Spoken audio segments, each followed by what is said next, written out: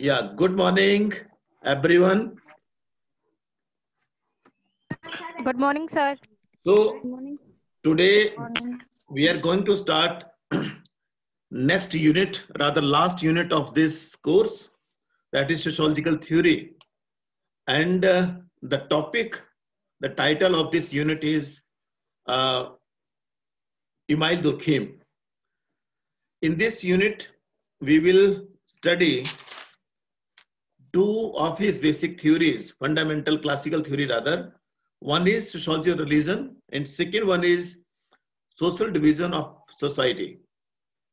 So it is sort of social solidarity theory, mechanical and organic solidarity, popularly. And in this sociology of religion, we will see his classical work, the elementary form of religious life. Before going further, before going for these two most important theories, first of all, we will concentrate on his biographical sketch. Because I'm of the view that if one has to note the contribution or understand any thinker, and for that matter, we should know what is his or her biographical sketch. Because the biographical sketch which gives us a realm of his overall contribution to the subject as well as the personality, how he has grown, what was his background, social background, economic background, academic background, as well as many things which shape him or her to the present position which he or she is possessing. So, same is the case with Emile Durkheim. Emile Durkheim, if we see, he was a French social scientist and considered one of the most important contributor of development sociology. And because of his contribution for positivism as well as for this functionalism, he is known as one of the founding father of sociology. One of the founding fathers of sociology, I mean, whatever has been given by Auguste Comte in his basic theory of causative positive philosophy, that was again replicated, that was again implemented rather in a more precise way, more concise way by Emile Durkheim. So Emile Durkheim was a person who believed to make sociology a science. And just to make sociology a science, he just advocated to develop some theories, some methodology rather, some theories, and those methodology was just based on his empirical work as well as some field work tradition to which he was belonging. For field work, he visited Australian tribe, Arunta tribe, and there he started a new chapter, new era in sociological research.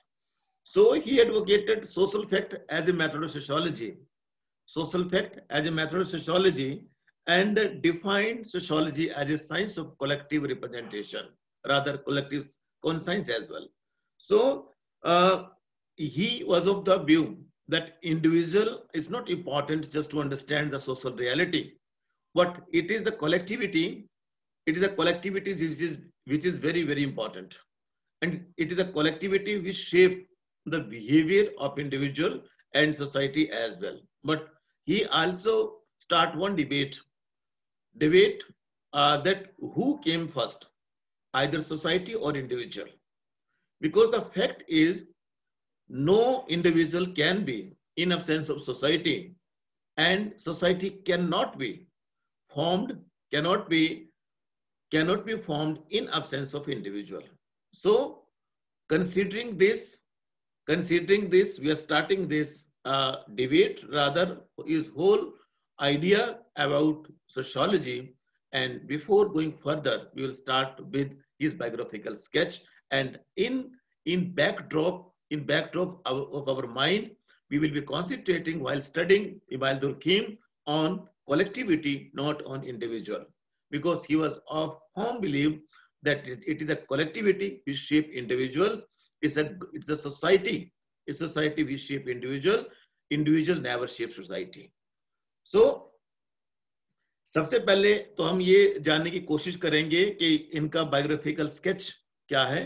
तो सबसे पहले email Durkheim का आपको सबसे पहले पता होना चाहिए, कॉपीज आपके पास होनी चाहिए और आपको लिखना चाहिए कि सबसे पहले इमाइल दुर्खीम का पूरा नाम क्या था। इमाइल दुर्खीम का पूरा नाम 2 नंबर का प्रश्न हो सकता है ये, और हमारे जैसा कोई पेपर डालने वाला होगा तो डेफिनेटली ऐसे ऐसे एक आध क्वेश्चन जरूर आपके एमसीक्यू में या कहीं ना कहीं आपको डालेगा। तो इमाइल दुर्खीम का पूरा नाम था David Emile Durkheim. David, DAVID, David Emile Durkheim.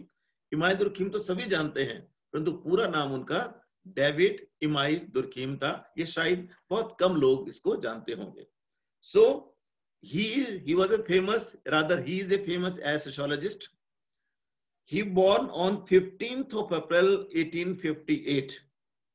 15th of April 1858 at Epinal, province of France. He died on 15 of November. 15 of April को पैदा होते हैं और 15 नवंबर को ही डेट सेम है, महीना अलग है, साल अलग है। 1917, 15 November 1917, at the age of 59, early age of 59, he left this world to heavenly abode. Cause of death था इनका, वो इलनेस थी, बीमारी थी। इनका जो करेक्टर ट्रेट है इनका, ये इंटेलिजेंट एंड लॉजिकल थे, इंटेलिजेंट थे। साथ में आइडियोलॉजी इनकी नेशनलिस्ट थी, राष्ट्रवादी थे पूरी तरह से। इनके स्पाउस का नाम था Louise Dreyfus. Louise Dreyfus, LOUIS, Louise Dreyfus, DRYFUS इनकी पत्नी का नाम। इनके बच्चे का नाम Marie and Andrew. Marie and Andrew, एक बेटा एक बेटी इनके थे। मैरी बिटिया का नाम और एंड्रयू बेटे का नाम। एजुकेशन इनकी जो नॉर्मल एकेडमी है फ्रांस की, बहुत मशहूर है, वहां हुई। साथ में लिप्जिंग यूनिवर्सिटी जर्मनी में से इन्होंने अपनी जो एजुकेशन है उसको पूरा किया। एंड ही इज ए को फाउंडर ऑफ मॉडर्न सोशियोलॉजी। तो ये थोड़ा सा इनके बारे में कुछ फैक्ट थे जो कि आपके सामने मैंने रखने की कोशिश की, ब्रीफ फैक्ट। अब इनको थोड़ा सा डिटेल में लेके हम चलते हैं। तो डिटेल में, David Emile Durkheim was born on, जैसे हमने पहले बात की, 15 अप्रैल 1858 1958 को एपिनल के लॉरेन प्रांत में, एपिनल जगह है और लॉरेन LORRAINE लॉरेन प्रोविंस है।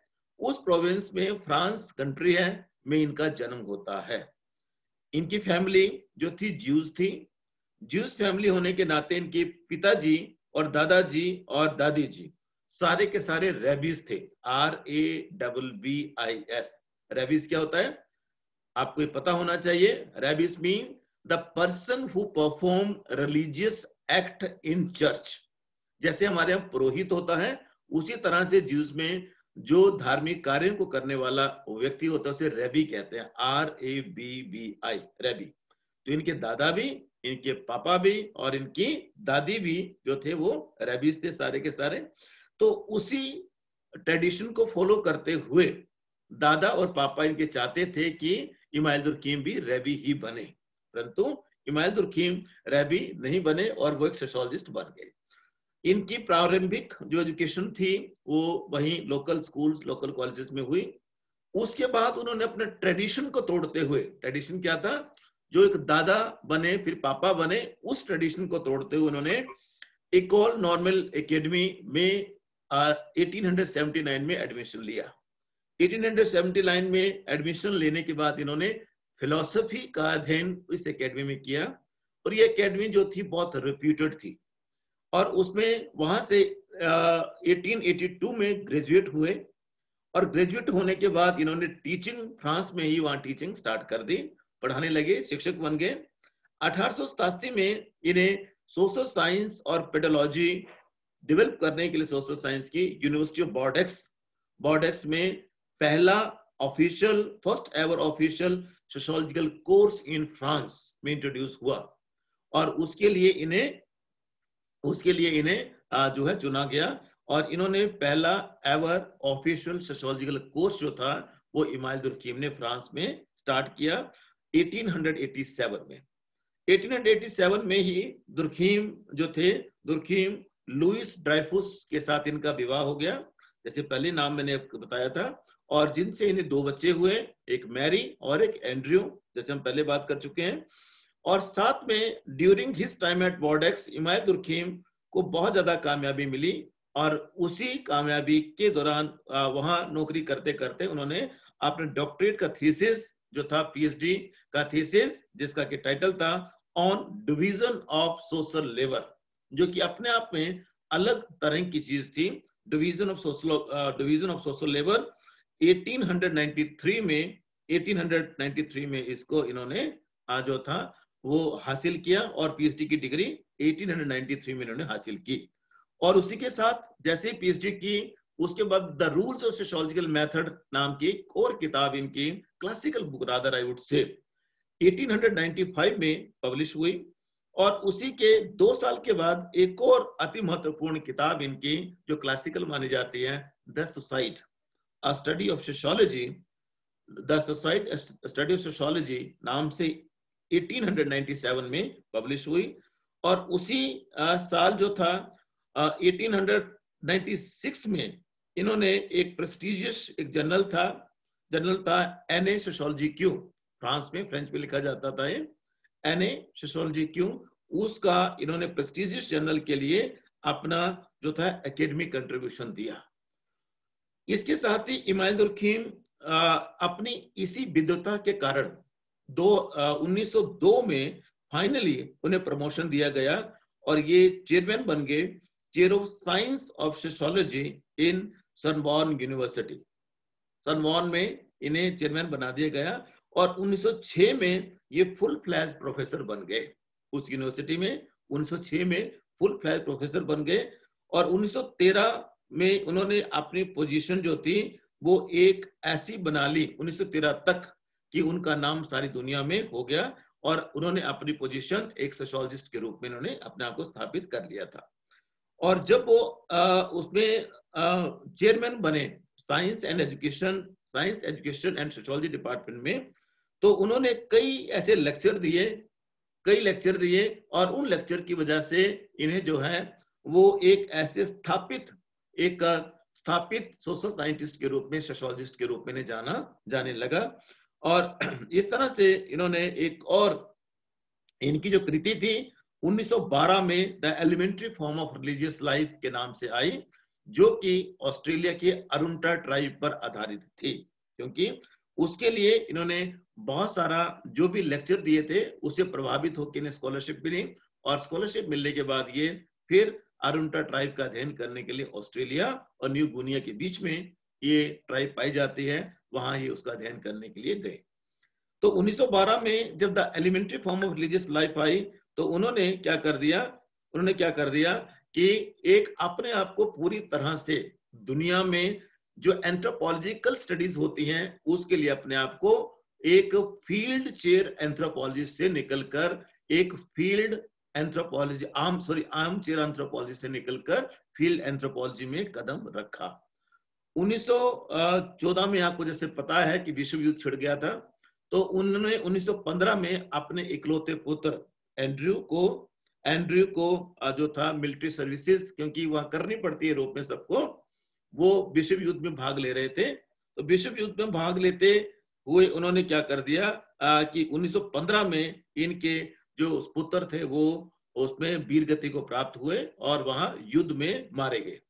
जब युद्ध में मारे गए, वीर गति को प्राप्त हुए, तो नवंबर 1917 में इस सदमे से जो इमाइल दुर्खीम थे बाहर नहीं निकल पाए, और फाइनली 15 नवंबर 1917 को इनका देहांत हो गया। जैसे हम पहले बात कर चुके हैं, एक स्ट्रोक हुआ, एक इन्हें अटैक पड़ा, एक क्या बोलते हैं स्ट्रोक हुआ, और स्ट्रोक की वजह से सारा का सारा इनका वो हो गया। तो जब इनकी मृत्यु हुई, तो मृत्यु के समय एक ये सोशियोलॉजी ऑफ मॉरलिटी पे काम कर रहे थे, जो उनके मृत्यु के बाद वो प्रकाशित हुई, और उसपे जो लाइफ टाइम इन्होंने जो किया वो अपने आप को पॉलिटिकली पूरी तरह से एंगेज रखा। और ये कार्ल मार्क्स के आइडिया से इमाइल दुर्खीम जो थे वो प्रभावित थे, और उन्होंने जो भी ह्यूमन राइट्स की जो बात करते थे तो वो उसका आधार कहीं ना कहीं मानवता, कहीं ना कहीं समाज होता था। इसलिए इनकी मुख्य जो सिद्धांत है, राधा इनकी पूरी थ्योरी ही जो है वो सोसाइटी को डेडिकेटेड है, ना कि इंडिविजुअल को डेडिकेटेड है। तो इस तरह से इन्होंने अपने पूरे के पूरे जीवन काल में सोशलिस्टिक रिफॉर्म की बात की हमेशा, और उसी क्या बोलते हैं प्रयास में इन्होंने अपने आप को ये पाया कि उनको पॉलिटिकल एंगेजमेंट उनका ज्यादा हो गया था, क्योंकि ये भी विश्वास करते थे कि बदलाव के लिए पॉलिटिकल इंटरवेंशन बहुत जरूरी होती है।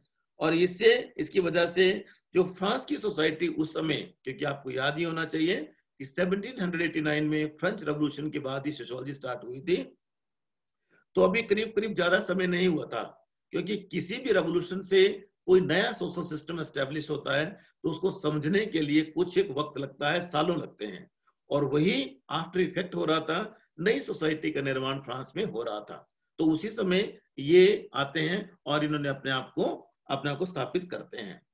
तो अगर इनका थोड़ा सा देखने की कोशिश की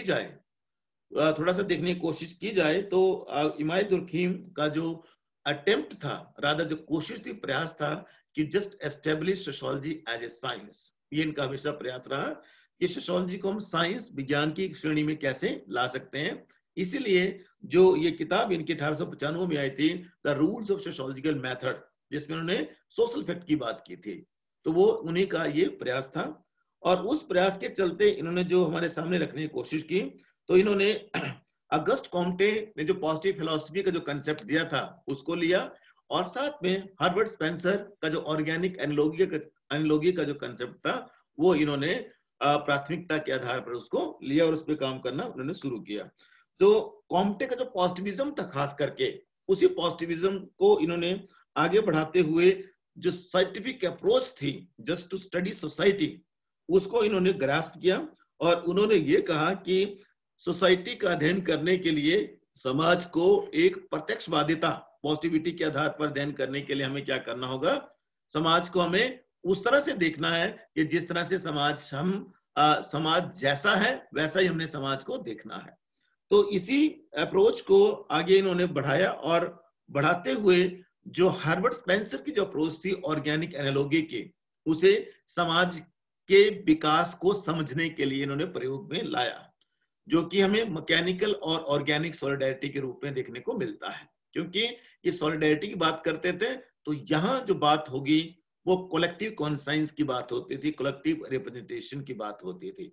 तो इन्होंने जो हमारे सामने रखने की कोशिश की, उस कोशिश में अलग तरह से सॉलिडारिटी जो है, मॉरलिटी जो है, सुसाइड क्यों होता है, ये सारे सबके पीछे इन्होंने बोला कि समाज होता है कहीं ना कहीं हम लोग, व्यक्ति नहीं चाहता कि वो आत्महत्या करे, व्यक्ति नहीं चाहता कि समाज में अनैतिकता हो, व्यक्ति कभी नहीं चाहेगा कि समाज टूटे, परंतु ये समाज है जो कि टूटता है। ये इन्होंने सिद्ध करने की कोशिश की, तभी इन्होंने सोशल फैक्ट का सिद्धांत दिया था। सामाजिक तथ्य क्या है, जो सच्चाई है, जो पॉजिटिविटी है, जो दिखता है सामने, प्रत्यक्ष में हमारे जो है वो प्रत्यक्ष जो हमारे सामने है, that is positivity and that is social fact only. और इसी को इन्होंने लेने की कोशिश की, जिसको आगे चल के हम डिटेल में देखने की कोशिश करेंगे। 1885 से 1886 का जो समय रहा इमाइल दुर्खीम का, वो मैक्सिमम इस टाइम में इन्होंने जर्मनी को विजिट किया था। जर्मनी विजिटिंग में इन्होंने ये पाया कि बहुत सारे वहां से स्कॉलर्स थे जिनके साथ उनकी मुलाकात हुई। उसमें एल्फ्रेड वार्नर थे, और फिर एक रेडोल्फ थे, और एक थे विलियम वुंट। और विलियम वुंट ये वो व्यक्ति हैं जो इनके साथ अरुंटा ट्राइब के अध्ययन में इनके साथ थे। और जब उनके साथ हुए तो उन्होंने बहुत सारी चीजों को जर्मनी के दौरे के टाइम में ही इनको अध्ययन करने की कोशिश की, और वहां से स्यू जनरिस का जो कंसेप्ट था उसको वहां से इन्होंने लिया था। और इस तरह से दुर्खीम की जो पूरी थॉट थी, वो पूरी की पूरी थॉट जो थी 1885 के बाद ज्यादा विकसित हुई। और वो प्रभावित हुए, वो रूसो के विचार से प्रभावित हुए, मॉन्टेस्क्यू के विचारों से प्रभावित हुए। और जब रूसो और मॉन्टेस्क्यू के विचारों से प्रभावित हुए तो उन्होंने जो अपनी जो एक और किताब थी, लेक्चर सीरीज इन्होंने स्टार्ट कर दी पूरे, कि रिलीजन के ऊपर लेक्चर देना इन्होंने स्टार्ट किया, मॉरलिटी की इन्होंने बात की और उसके ऊपर उन्होंने सारे के सारे लोगों को अपने साथ लेने की कोशिश की। कैंट से प्रभावित थे, इमैनुअल कैंट से, और साथ में प्लेटो से, जेम्स से और डेक्रार्ट से भी ये प्रभावित थे। तो ये बहुत सारे ऐसे लोग थे जिनसे इमानुएल दुर्खीम प्रभावित हुए और अपने थॉट को इन्होंने शेप दिया। क्यों? क्योंकि एक व्यक्ति विशेष जो कुछ ही बनता है वो उसके एकेडमिक एंडेवर की वजह से बनता है, और वो जिस पर्यावरण जिस माहौल में वो रहता है उस माहौल की वो प्रोडक्ट होता है। और same happened with Emmanuel Durkheim also. Emmanuel Durkheim की जो थॉट थी स्टार्टिंग में जो थी वो कुछ फिलोसफिकल थी क्योंकि ग्रेजुएशन में उन्होंने फिलोसफी पढ़ा था और जिन लोगों के साथ उनका संपर्क हुआ वो भी फिलोसफर थे, परंतु धीरे धीरे अपने आप को उन्होंने सोशियोलॉजी की तरफ लाया और सोशियोलॉजिकल थ्योरी जो थी, सोशल थ्योरी, उनके लिए अपने आप को समर्पित किया और उसके बाद ये थ्योरियां जो थी हमें वो देखने को मिली। और इस तरह से जो पूरा का पूरा एक प्रोमिनेंट फिगर के रूप में उभर के आए वो प्रथम विश्व युद्ध के बाद ही इन्हें ज्यादा हुआ। परंतु उस प्रथम विश्व युद्ध के बाद, जैसे मैंने पहले आपसे बात की, 1915 में इनके पुत्र का देहांत हो गया वर्ल्ड वॉर फर्स्ट में, और 1917 में ये खुद एक्सपायर हो गए थे। तो शौक इनको इतना शौक लगा कि वो अपने जो बेटा था उनका जो शौक था उसे वो सहन नहीं कर पाए और इस तरह से ये दुनिया से चल बसे। तो इस तरह से बहुत सारी चीजों को अगर हम देखने की कोशिश करें, इकट्ठा करने की कोशिश करें, तो इसके बाद जो इम्पैक्ट इनका रहा, इमानुएल दुर्खीम का जो इम्पैक्ट रहा, वो एक मार्कल माउस पे है और उसके बाद फौकॉल्ट पे है, उसके बाद ब्रून पे है, लेटर थिंकर में बहुत सारे, टालकोट पार्सन है, रेडक्लिफ ब्राउन है, लेवी स्ट्रॉस है, ऐसे ऐसे कई वो विद्वान थे जिन्होंने सोशियोलॉजी को इनरिच किया आने वाले समय के लिए। वो सारे के सारे इनके विचारों से प्रभावित हुए और उन्होंने अपने थॉट में, अपनी थ्योरीज में इनका जिक्र किया और इनकी थ्योरी के आधार पे अपनी थ्योरी को उन्होंने हमारे सामने रखने की कोशिश की। माइक फॉल्ट, लुइस अल्थुजर, ब्रैंडियो, इनका नाम बहुत बहुत मतलब आदर के साथ इनका नाम जो है वो इमानुएल दुर्खीम के साथ जुड़ता है। इमानुएल दुर्खीम ने ही वर्ल्ड वॉर सेकेंड के बाद का जो सिनेरियो था, मॉडर्न थिंकर हम जिनको बोलते हैं, इनके नाम मैंने लिए, चाहे ब्रैंडियो है, चाहे वो अल्थुजर है, चाहे वो माइकल फॉल्ट है, इन्होंने सारे के सारे, लुकास हो गया, बेला है, और उसके बाद रॉबर्ट है, और चार्ल्स टाइलर है, और जोस हैं, ये सब के सब इमानुएल दुर्खीम की जो थिंकिंग थी उससे ये प्रभावित हुए थे। लेटेस्ट स्टेज में जो वक्त रहा लास्ट का इनका, और जो लास्ट का वक्त रहा, उस लास्ट के वक्त में जो 2 साल इनके पुत्र के जाने के बाद इनके रहे, इन्होंने एंड्रयू को बहुत ज्यादा मिस किया। जनवरी 1915 में अपने बेटे को इन्होंने खोया था और अप्रैल 2017 में 16 में जो 17 में जो थे, 15 नवंबर 2017 को इनका देहांत हो गया था। तो इस तरह से उस समय जो सारा इनका जो कंट्रीब्यूशन तब तक था, उस कंट्रीब्यूशन ने स्ट्रक्चरिज्म, उस कंट्रीब्यूशन ने फंक्शनलिज्म, उस कंट्रीब्यूशन ने रूल्स ऑफ सोशियोलॉजिकल मेथड, और उस इनके इस कंट्रीब्यूशन ने एक ऐसा माहौल तैयार कर दिया जिसमें कि एक वक्त ये लगने लगा कि undoubtedly sociology is a wonderful science.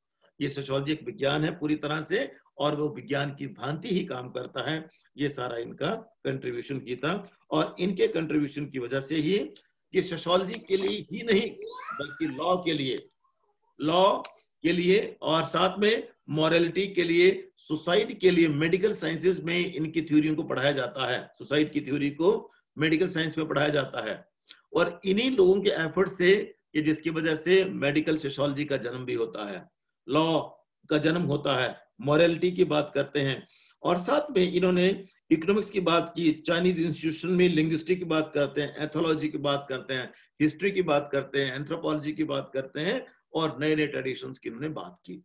तो इनका जो कंट्रीब्यूशन है अनडाउटली जो इन्हें एक founding fathers, one of the founding fathers of sociology बनाता है। तो इनकी मुख्य जो कंट्रीब्यूशंस थी वो सुसाइड की थ्योरी है, जिसे द सुसाइड सोशियोलॉजिकल एनालिसिस कहा जाता है। 1897 में आई, जैसे हम पहले बात कर चुके हैं। Social division of labour in society करके 1893 में आई। वो बहुत इंपॉर्टेंट कंट्रीब्यूशन है इनकी। उसके बाद elementary form of religious life जो कि 1912 में छपी, बहुत बहुत बहुत इंपॉर्टेंट कंट्रीब्यूशन। और सोशियोलॉजी एंड एजुकेशन करके 1922 में इनकी मृत्यु के बाद किताब आई इनकी। और सोशियोलॉजी मॉरलिटी की बात करते हैं, ये बहुत सारी चीजों की ये एट ए टाइम बात करते हैं। तो ये इनका एक ऐसा कंट्रीब्यूशन हमारे बीच में रहा, हमारे साथ रहा कि जिससे इन्होंने हमें सारा सबको इनरिच करने का प्रयास किया और अलग से एक नया आयाम स्टार्ट हुआ जिसे कि हम सोशियोलॉजी ऑफ मतलब कई ब्रांचेज हैं पर मुख्य ध्यान इनका कलेक्टिविटी पे था, ना कि इंडिविजुअल पे था।